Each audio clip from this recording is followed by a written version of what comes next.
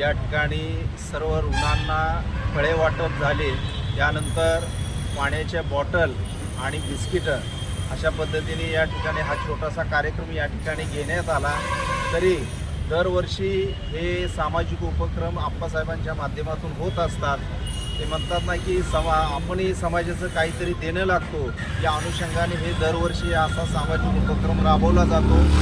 यामध्ये आमचे राहुल भोसले भैया नगरसेवक असतील, निशांत ढेकळे मेहरबान आहेत, तसेच शांताराम थोरोडे दादा हे आहेत आणि त्यांचे सर्व मित्र दाऊद आंबेकरी आहेत, त्यांचे सर्व सहकारी। या ठिकाणी आम्ही या सर्व येथील रुग्णांना या ठिकाणी फळवाटप केलेलं आहे आणि त्यानंतर संध्याकाळी 6 ते 9 आंबेडकर चौकामध्ये शुभेच्छाचा सुतार स्वीकारला जाईल।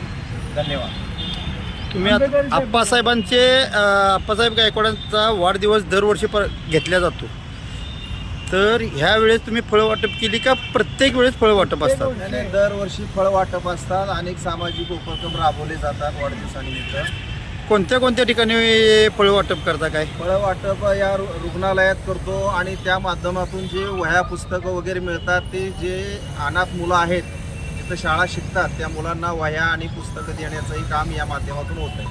आता तुम्ही बाथरूम संदर्भात कॉटेजमध्ये जे लाळे मॅडमला जे सांगितलं, तर ते ह्याच्यावर वेळोवेळी नगरसेवक किंवा माजी नगरसेवक किंवा संघटनेचे काही पदाधिकारी आहेत ते लक्ष देणार का?